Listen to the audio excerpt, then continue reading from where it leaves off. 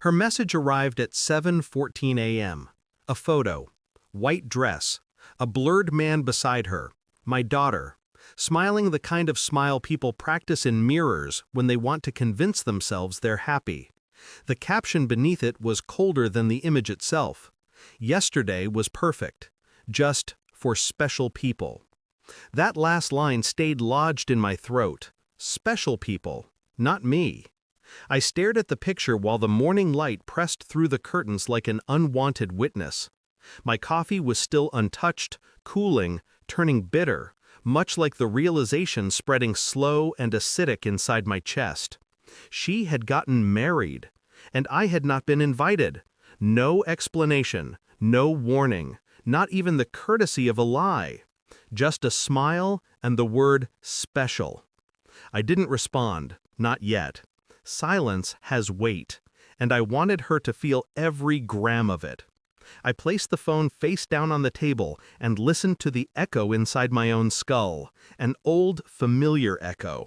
The one you hear when a betrayal finally makes itself undeniable. A week passed. Then another message arrived, bright, casual, and almost cheerful, as if the first one hadn't carved something out of me. "Dad, rent is overdue. Did you forget?" Forget. As if forgetting was something people like me ever did. I typed slowly, each word deliberate, controlled. "Didn't I tell you?" I pressed send, and the silence that followed felt heavier than anything before it. The truth is, she hadn't called me Dad in months, at least not with the tone that meant the word. It had become a transactional label, a key she used when she needed something unlocked: money, favors, quiet understanding, and I had given those freely, naively, because that's what fathers do when they believe their daughters still see them as more than a wallet with a pulse. But the wedding photo changed something. No, that's not accurate. It revealed something. It revealed distance I had pretended wasn't growing, a secret I didn't want to define. And beneath that distance, I could smell the faint rot of influence. Someone whispering in her ear, sculpting her perception of me. Her mother had done that once. Her stepfather had perfected it. And somewhere along the line, my daughter had learned to mimic their selective affection. She married a man I'd never met, a man whose name she once mentioned with hesitation, as though uncertain whether she wanted my approval or feared it. She'd stopped mentioning him altogether after that. Then, silence. Then, special people. Then, rent. It didn't take logic to understand the betrayal. It took observation, small shifts, tone changes, canceled visits, the way she began talking to me as though we were business associates rather than blood. Still, I didn't react. Shock is loud, but denial is quieter, more dangerous. I let myself sit in the quiet. I replayed every moment that now felt different under this new light.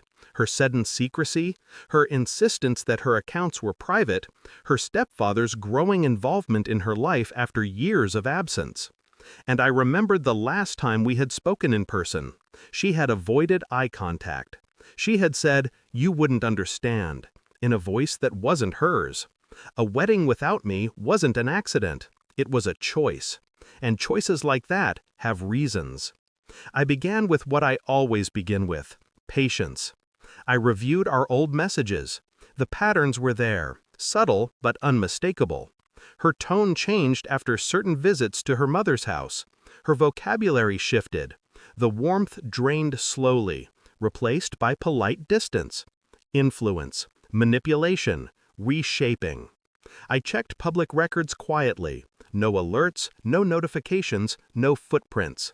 I learned the groom's name, his age, his short employment history, his debt. The kind of man who would benefit from marrying into someone else's resources, especially if promised access.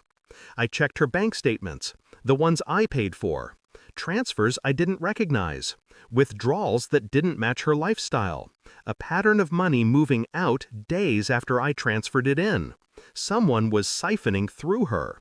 Someone close enough to call it helping.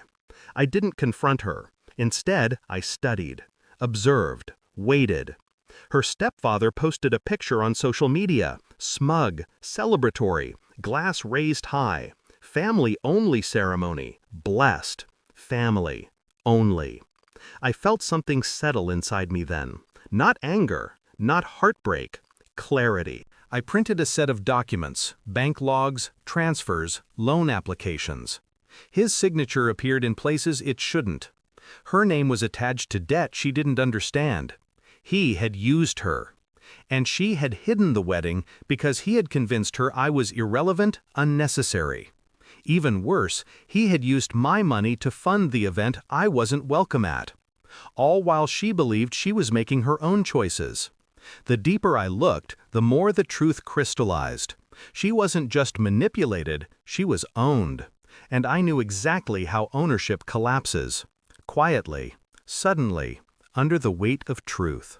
I met her at a cafe she used to love. She arrived late, rushed, distracted, breathless. She hugged me, but it was the kind of hug given out of habit, not affection. I placed the documents on the table. No words, just paper.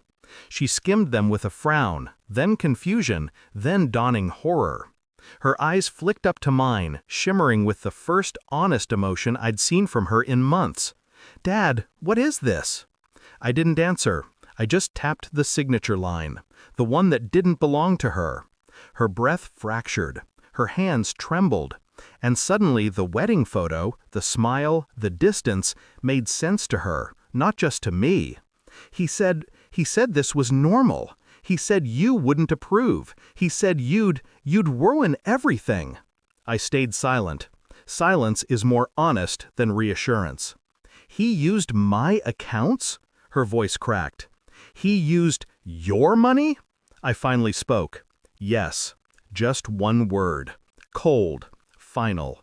She buried her face in her hands, mumbling fragments, fear, realization, betrayal. Her world cracked open in front of me. But I felt no triumph, only the weight of inevitability. She looked at me with a shattered expression. "Why didn't you tell me earlier?"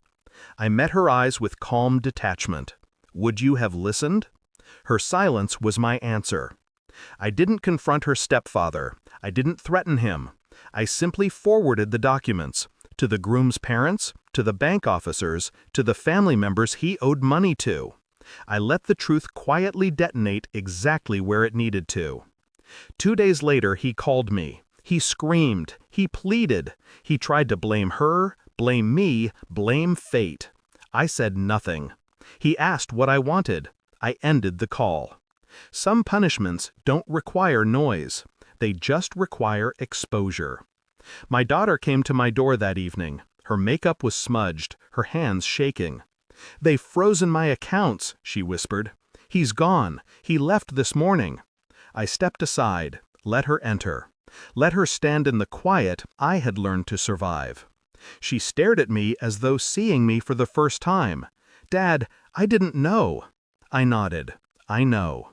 She waited for anger, for forgiveness, for something warm or violent. I offered neither. I simply handed her an envelope, her own documents, cleaned, repaired, restored. The debt removed, the damage undone. She opened it slowly. "How did you do all this?" I met her gaze, steady, controlled. By not forgetting. Her lips parted, her breath caught.